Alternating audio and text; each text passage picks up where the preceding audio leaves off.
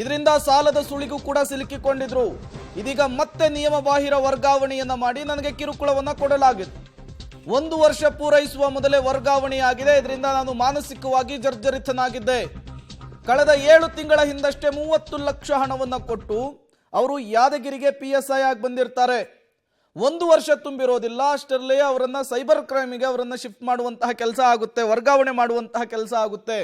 ಇದರ ಹಿಂದೆ ಶಾಸಕ ಮತ್ತು ಅವರ ಪುತ್ರರಿದ್ದಾರೆ ಅನ್ನೋದು ಪರಶುರಾಮ್ ಅವರ ಪತ್ನಿ ಶ್ವೇತಾ ಅವರ ಆರೋಪ.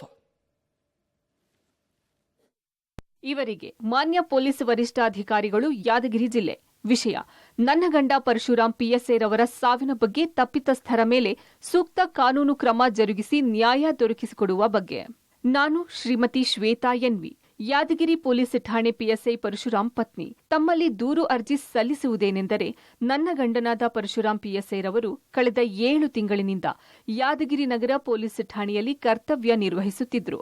ಇತ್ತೀಚೆಗೆ ನನ್ನ ಗಂಡ ಪರಶುರಾಮ್ ತನಗೆ ಯಾದಗಿರಿ ಠಾಣೆಯಿಂದ ಬೇರೆ ಕಡೆ ವರ್ಗಾವಣೆ ಮಾಡುವವರಿದ್ದಾರೆ. ಯಾದಗಿರಿ ನಗರ ಪೊಲೀಸ್ ಠಾಣೆಗೆ ಬಂದು 1 ವರ್ಷ ಆಗಿಲ್ಲ. ಈಗಲೇ ಯಾದಗಿರಿ ಶಾಸಕರಾದ ಚೆನ್ನಾರೆಡ್ಡಿ ಪಾಟೀಲ್ ತನ್ನೂರು ಮತ್ತು ಆತನ ಮಗ ಸನ್ನಿಗೌಡ ಪಂಪನಗೌಡ ಇವರು ನನಗೆ ಉದ್ದೇಶಪೂರ್ವಕವಾಗಿ ಬೇರೆ ಕಡೆಗೆ ವರ್ಗಾವಣೆ ಮಾಡಿಸುತ್ತಿದ್ದಾರೆ.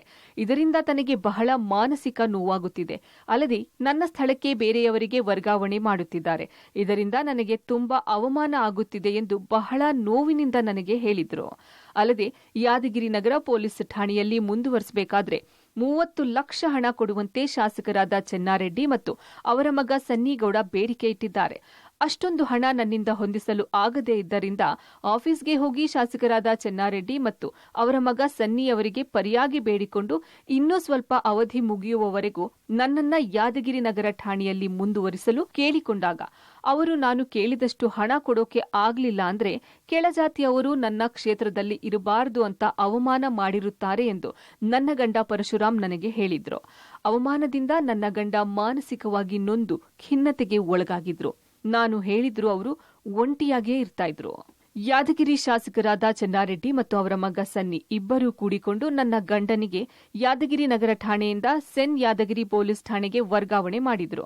ಅದರಂತೆ ನಿನ್ನೆ ದಿನಾಂಕ 2/8/2024ರಂದು ನನ್ನ ಗಂಡ ನಗರ ಠಾಣೆಯಲ್ಲಿ ಬೀಳ್ಕೊಡುಗೆ ಸಮಾರಂಭ ಮುಗಿಸಿಕೊಂಡು ಮನೆಗೆ ಬಂದಾಗ್ಲೂ ಸಹ ಶಾಸಕರು ಮತ್ತು ಅವರ ಮಗ ನನಗೆ ಬಹಳ ಅನ್ಯಾಯ ಮಾಡಿದ್ರು.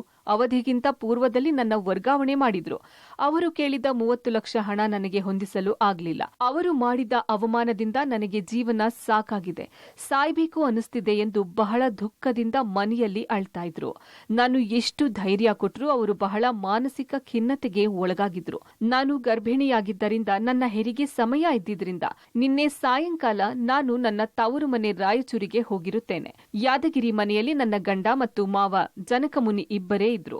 ನಾನು ಸಾಯಂಕಾಲ ಇಂದು ಬೆಳಗ್ಗೆ ನನ್ನ ಗಂಡನಿಗೆ ಫೋನ್ನಲ್ಲಿ ಮಾತನಾಡಿದ್ದು, ಆಗಲೂ ಅವರು ಮಾನಸಿಕವಾಗಿ ನೊಂದು ಮಾತನಾಡಿದ್ರು. ಹೀಗಿದ್ದು ಸ್ಟುಡಿಯೋಲಿ ತಗೋಬೇಕು, ಅವ್ರು ಜೈಲ್ಗೆ ಹೋಗ್ಬೇಕು, ಅದು ನ್ಯೂಸ್ ಆಗ್ಬೇಕು, ಟಿವಿಯಲ್ಲಿ ನ್ಯೂಸ್ ಬರಬೇಕು. ಇಷ್ಟೆಲ್ಲ ನ್ಯೂಸ್ ಬಂದಿದೆ. ಅವ್ರು ಜೈಲ್ಗೆ ಹೋಗೋದು ನ್ಯೂಸ್ ಬರಬೇಕು. ಅವ್ರು ನೋಡಿ ಸರ್ ಹೆಂಗಾಗಿದ್ದಾರೆ, ಎಷ್ಟು ಒತ್ತಡ ಕೊಟ್ಟಿದ್ದಾರೆ, ಎಷ್ಟು ಸ್ಟ್ರೆಸ್ ಕೊಟ್ಟಿದ್ದಾರೆ. ಕ್ಯಾಸ್ಟ್ ಫೀಲಿಂಗ್ ಇದೆ. MLA ಮಗನ್ಗೆ ನೀವು ಕಸ್ಟಡಿಯಲ್ಲಿ ತಗೊಳ್ಳಿ ಸರ್, ತಗೊಳ್ಳಿ, ಕಸ್ಟಡಿಯಲ್ಲಿ ತಗೊಳ್ಳಿ ನೀವು ಅವ್ರನ್ನ. ಅವ್ರು ಜೈಲ್ಗೆ ಹೋಗ್ಬೇಕು, ಅದು ನ್ಯೂಸ್ ಅಲ್ಲಿ ಬರ್ಬೇಕು. ನಾನು ನನ್ನ ಮಗ ನೋಡ್ಬೇಕು.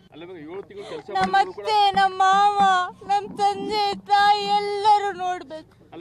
ಅವ್ರು ಜೈಲಲ್ಲಿ ಇರ್ಬೇಕು, ಅವ್ರು ಜೈಲಲ್ಲಿ ಇರ್ಬೇಕು ಸರ್. ಶ್ವೇತಾ PSI ಪರಶುರಾಮ್ ಅವರ ಪತ್ನಿ 7 ತಿಂಗಳ ತುಂಬು ಗರ್ಭಿಣಿ. ಅವರು ಈ ಅವರ ಗಂಡನ ಸಾವಿನ ವಿಚಾರಕ್ಕೆ ಸಂಬಂಧಪಟ್ಟಂತೆ ಹಲವು ಆರೋಪಗಳನ್ನು ಮಾಡ್ತಾ ಇದ್ದಾರೆ. MLA ಮತ್ತು ಅವರ ಪುತ್ರನ ಟಾರ್ಚರ್ಗೇನೆ ನಮ್ಮ ಗಂಡ ಸಾವನ್ನಪ್ಪಿದ್ದು ಅನ್ನುವಂತಹ ವಿಚಾರವನ್ನು ಪ್ರಸ್ತಾಪಿಸ್ತಾ ಇದ್ದಾರೆ.